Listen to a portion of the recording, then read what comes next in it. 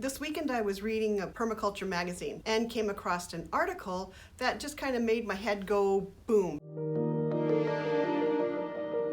Hello my lovelies. As creative people, we often find inspiration in unusual places. We are always learning and absorbing interesting thoughts and concepts like happy little sponges.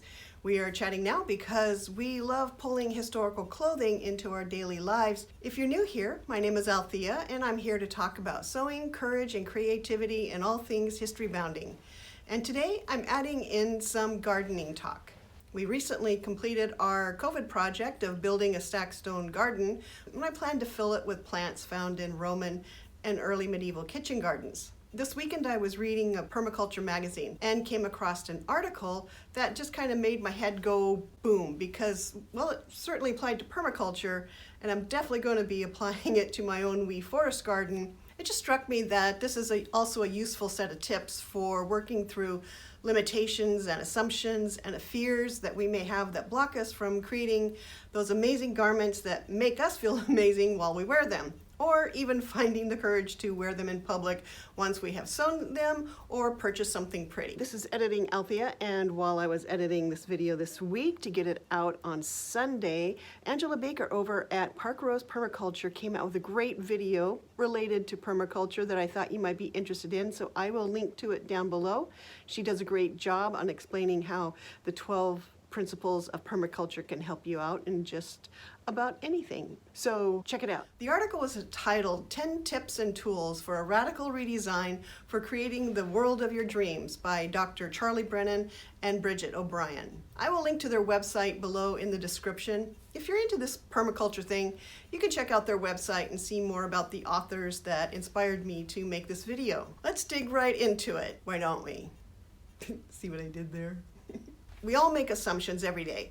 Our primate brains need to have shorthand thinking when trying to survive and not be eaten by lions. But negative assumptions about ourselves can prevent us from stretching out and pushing our abilities forward. We all know what Granny Weatherwax would say about making assumptions, and most of it wouldn't be fit for polite conversation. Granny talks about first sight, second sight, and third sights. This is a useful framework to help us make sense of the world around us. A first thought would be, I want to do history bounding. A second thought would be, why do I want to do history bounding? A third thought would be, well, modern culture is such a shit show that I want to create whimsy and hope in my own life through dress. When we approach a sewing problem or a new sewing project, we come into it with a lot of assumptions about our own ability to be creative, assumptions about what we want the end product to be and whether or not we can achieve them. We need to be able to let go of these assumptions and question everything we think we know about our own abilities, our own creativity, and our own ability to be strong and unique and visionary individuals. When you're approaching a new project and you have misgivings that could be negative assumptions, write down what assumptions you are making and then look at them with your first sight. What are your first thoughts about what your assumptions are? Look at it with your second sight. What are your thoughts about those assumptions? What are those assumptions stopping you from doing? Look at it with your third sight. How do these assumptions fit into your own larger life? How do these assumptions affect your happiness and your ability to be creative? For each of those assumptions, write down the opposite. What's the opposite of a false assumption? It's the truth. So write down your truth. Too often, we put limits on ourselves when we are thinking about doing a new sewing project. That might scare us a little bit. We tell ourselves, I don't know how to do pad stitching, so I'm never going to be able to tailor a jacket.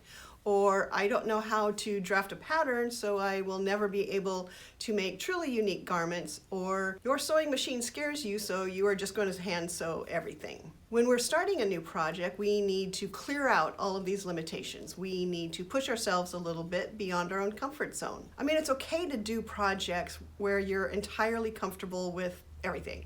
But sometimes to really grow and to expand in your abilities, you need to push past your limitations.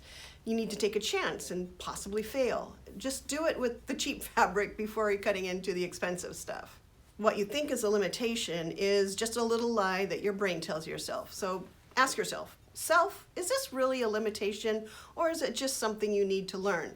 You may not know how to do pad stitching now, but there are so many videos out there on how to do it. You can practice on a no-stress sampler. You can practice your pad stitching and stretch your abilities a little bit. We're only bounded by the limitations that we put on ourselves. I mean, our brains put up all kinds of barriers to moving forward and expanding and learning more things. And this is a great opportunity to think about those barriers that you're putting in front of yourself. So what is a new perspective or idea that you can use for your next project? Are you telling yourself that you don't have the skills for this particular project or that thing that you want to make? I mean, anything can be learned, anything.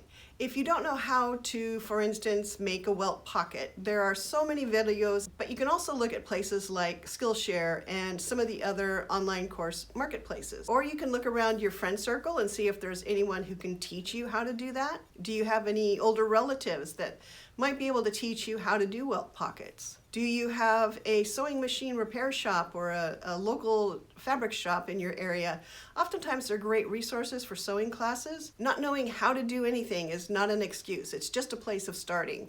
It's an empty road ahead of you, and you never know what may happen when you step out that door. What are some of the limitations that you put on yourself? Share them in the comments below, and let's help each other push past them.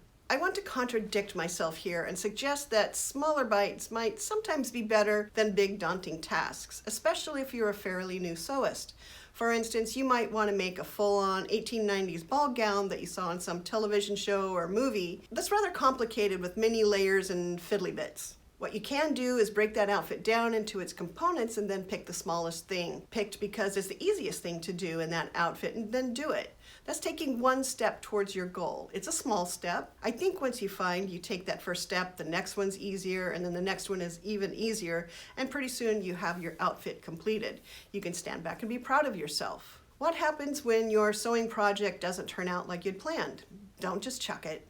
Think about how you can use whatever you don't like about that project as an inspiration for something entirely new that you never considered before. I recently did a project where I sewed half of the interfacing onto the fashion side of the fabric. I ended up removing the fabric from where I'd correctly placed it on the wrong side because, quite honestly, it was less work than removing the larger amount from the incorrectly placed interfacing. The final garment has all the wrong-sided fabric showing. The fashion side of the fabric is on the inside. It looks just fine, and in fact, I like the softer look of the weave on the wrong side. So just because it didn't turn out exactly what you planned doesn't mean that it's a waste of fabric. Take some time and take inspiration away from this deviation from your plan and see where it leads you. We tell ourselves stories all the time. It's how our brain constructs our reality and gives us our sense of place and of who we are.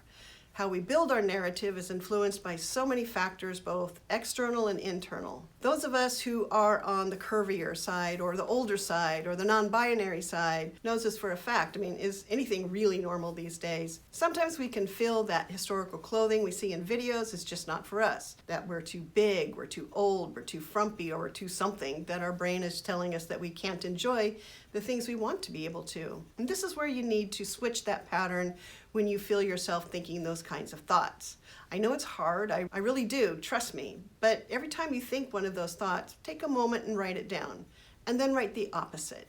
Write down what you could accomplish if that story you were telling yourself were not true. Write down what you want to accomplish if that barrier is not there, and then go accomplish it. We are the stories we tell ourselves, so tell yourself a new story. What new stories are you going to tell yourself? It's mentioned earlier that we really need to always be challenging our own assumptions and that we should never believe everything we think. This doesn't mean we need to constantly be questioning ourselves, but we do need to be looking at it with at least second thoughts, as Granny would say. Going back to the welt pocket example, and you don't know how to make a welt and you really aren't comfortable with your current skill level, well, that's fine.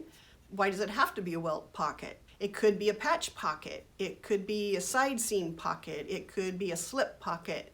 There's no hard rule, for instance, that when you buy a pattern or if you're looking at recreating a favorite historical costume from a movie, that you have to be exact. I mean, you can if that's your goal, but it's also okay to deviate from what you see on the screen or on the pattern or in the museum artifacts. One of the reasons why we create garments is to make them exactly what we want. They may not be perfect. I don't think I've ever sewn a perfect garment before, and I probably never will. That's really not the goal. The goal is to craft a thing that makes me happy. So you could say happiness is the goal of sewing. There is nothing more frustrating than to be partway into your project and find out that you don't have enough interfacing, or you don't have the right color of thread, or you don't have the right zipper, or you don't have enough fabric. Part of your planning process is to make sure that you have everything you need before you start.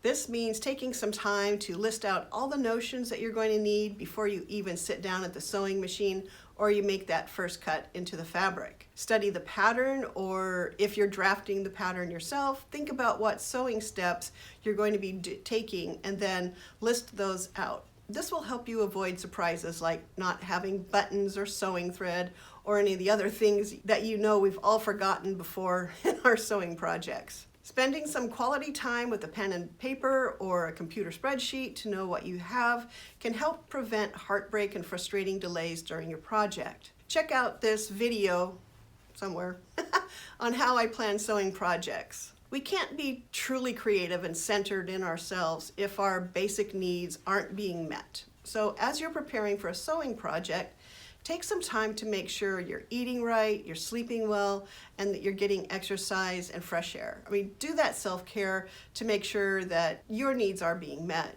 Waves at everything right now with the pandemic and with all the social and political disruptions going on and the economic stressors and maybe you might need to take some extra time and know that your sewing can be a place of refuge that can help you process and deal with some of those stressors in your life. Take time to just be. And if your self-care routine is to just give the finger to the world while eating Cheetos in your underwear on the couch, that's just fine. Everything is fine. We all have bad habits. That's just a given. But we need to bring some self-examination, awareness to the habits that we do have that might be keeping us from being creative and sewing those garments that we want to be able to wear. We can start new habits, but we have to recognize the current ones that we have. This is where journaling comes in handy, or talking to a significant other or friend about habits that you may have but not even be aware of. For me, it's bouncing from one project or from one thought to another. I have a serious case of squirrel brain. Having ADHD squirrel brain means that I have to purposefully and consciously stick to one project or stick to one thought process at a time. And it's not easy. Breaking old habits and making new habits is hard, but it can be done. There's a lot of videos on YouTube about creating ritual and creating new habits. A book you might check out is Atomic Habits by James Clear. I found it very helpful. When I was thinking about this particular tip and how it could apply to sewing and creative adventures, I thought mostly about how the seasons come and go and how the tide comes in and goes out. Our creativity is like that. It's not an eternal wellspring. It is not a tap that you can turn on and expect it to flow forever at a steady rate. And just like you give farm fields fallow time or put in a cover crop and then dig it in the spring so you can sow new crops, you have to give yourself some fallow time. And this is going to look and be different for everyone. For some people, it's going to be getting out into nature and going for hikes or working in the garden or walking along the beach. For others, it's going to be reading books. It's going to be spending time with friends and family. There's no wrong way to recharge your batteries, but it's certainly something that we need to do consistently. And we need to give ourselves time to breathe and relax. There you have it, 10 tips from permaculture that you can use to improve your sewing and satisfaction in making your historybounding and historical clothing dreams come true. If you like this video, you might want to check out this video on how I plan my historybounding projects. I never can remember which side it's on. I think it's over here. If you found value in this video and feel like supporting this channel, there are a couple of ways you can do that in the description below. And until next time, get vaxxed, stay safe, and I bid you joy.